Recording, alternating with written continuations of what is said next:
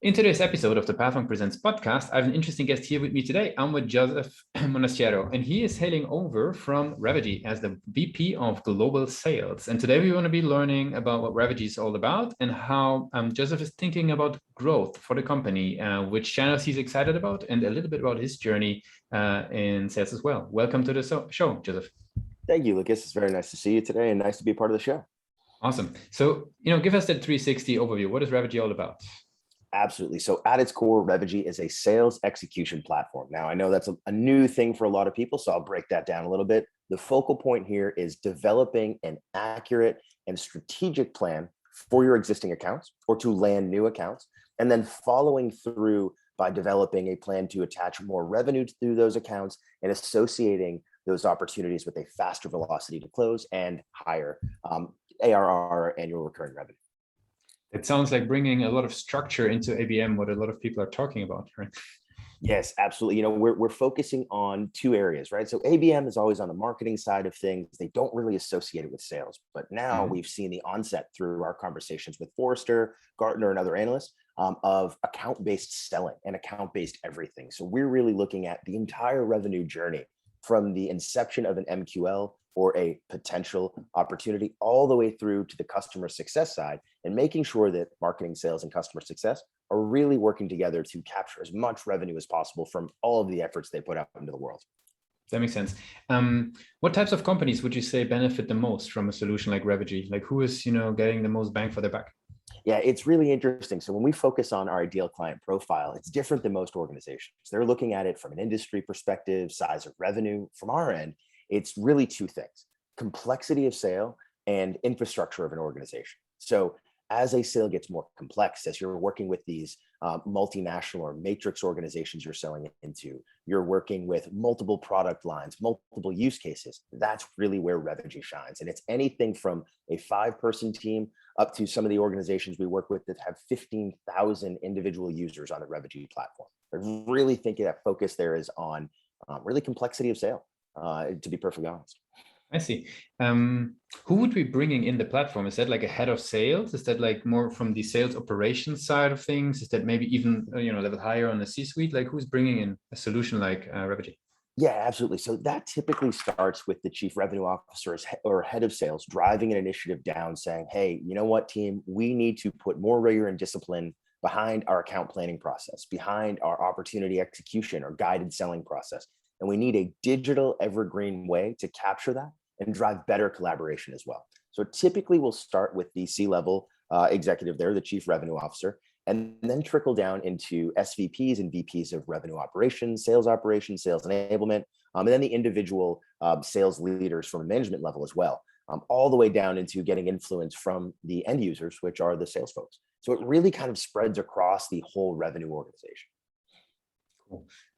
That gives a very clear insight. You very distinctively show the roles that are relevant. What I'm curious is, how do those people actually hear about Revegy? Like, what's their journey to get started? Like, in other words, what are the key client acquisition channels that you currently leveraging or that you're excited about building out?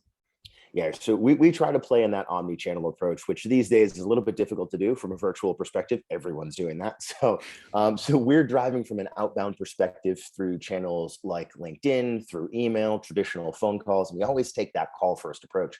And as a differentiator, we're really working on driving more of an in-person meeting setup today, at least in the US. It's a little bit more difficult outside of the US with the different restrictions we have going on. We're trying to get back to that and showcase that sales is all about human to human interaction, and you can't get away from that.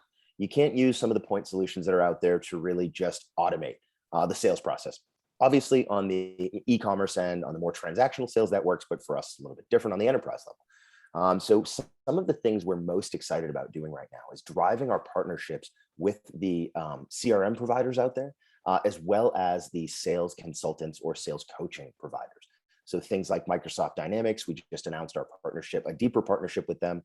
Other things like Mentor Group out of the UK, deeper partnership with them as well. We work with Salesforce, we work with SAP Cloud for Customer. That's really where I see the biggest growth for our organization, the most excitement, because it drives functionality that traditional CRM or client relationship management platforms cannot handle or do not have.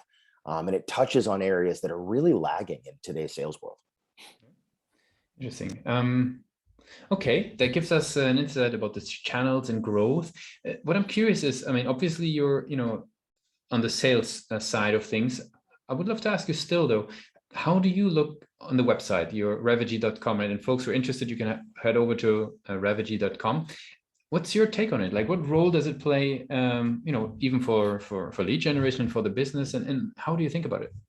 Normally, if it was a year and a half ago, I'd answer you that, the website's just a nice place where people can learn a little bit about Revegy. But in today's digital selling environment, with the onset of COVID and the changes that have just happened in the sales cycle in general, we're finding that the website is a massive push for both information in terms of understanding who Revegy is, researching account planning or account execution in general, and really getting a view into what sales needs to be in the future to handle the changes and variables that are adjusting today.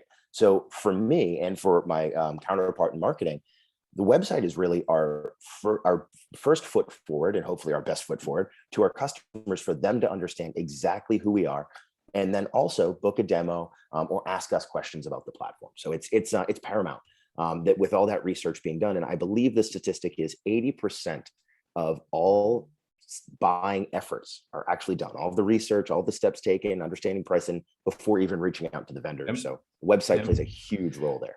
Yeah, there's actually some great studies by, I think, Gartner's pushing that new buying journey that B2B sales has to be actually looking at. It's, they're doing all their research and then they're getting in touch.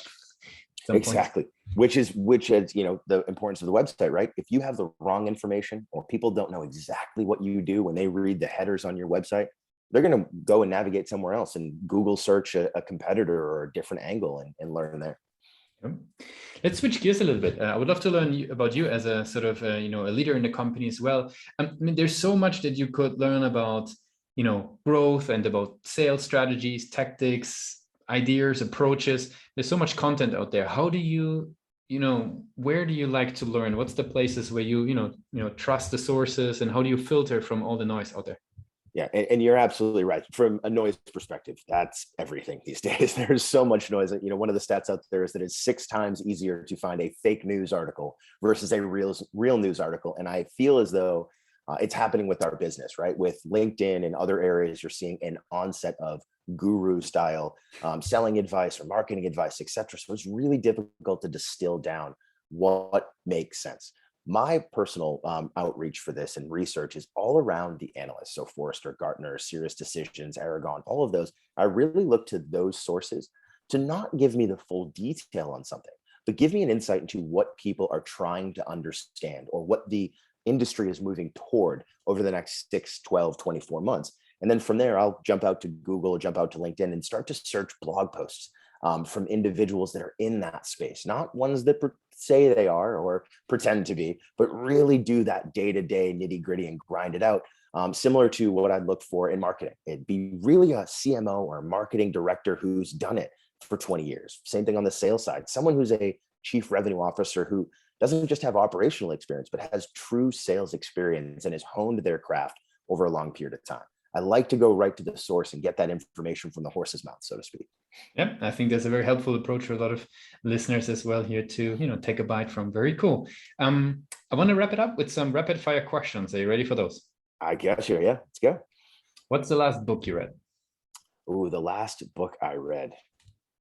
Oh, that's a tough one. Actually, you know what? I reread The Challenger Sale just to get a little bit of look on what we're doing for our sales process right now and how we may be able to tweak it to help our customers. What's one single thing that your company is focused on the most at the moment? Intelligence, helping people take points of data and turn them into an understanding of where their customer is trying to go. If there would be no boundaries in tech, right? Everything is possible. What's the one thing you would fix for your role today? Oh, that's a good one. For my role, it would be quickly understanding the coaching points to help mentor and guide my salespeople to be more successful. I see it as my role to make them successful, but I could always use more data points and more intelligence, back to that, around how I could help them do that on an individual basis. What's the last thing that kept you awake at night about the company?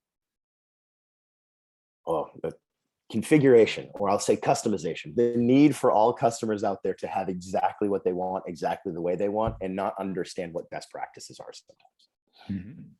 And for the last question, I want to do a little bit of a time travel, if you allow. We go back to the days of the Northeastern University. You're just heading off the education train and then off into, your the various roles in sales and growth.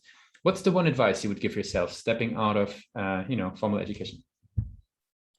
Nothing is decided for you. So from Northeastern, I was actually pre-med. I had a master's directly after college in bioinformatics, and then jumped into my MBA, which kind of set the table, I guess, for me being a sales leader that understands technology. But really that fact that nothing is decided and really everything is up to your determination and effort moving forward. Joseph, I really appreciate that you took the time with us today to be a guest on Pathmark Presents. I want to give you the very last word. If somebody would be forgetting all that we discussed about Revegy, what's the one thing that they should remember? Yeah, absolutely. So the biggest thing to understand and remember in sales today is that, yes, things are moving to a transactional direction, e-commerce based, and maybe that bottom half of the pyramid is falling out for the necessity to plan sales. However, sales at an enterprise level will always be a human to human interaction, and you need to deeply understand both the needs of your customer and the individual stakeholders you're speaking with to truly capture an outcome that company is looking for. Thanks a lot for being a guest on Pathmark Presents. Thank you so much, Lucas. I appreciate it.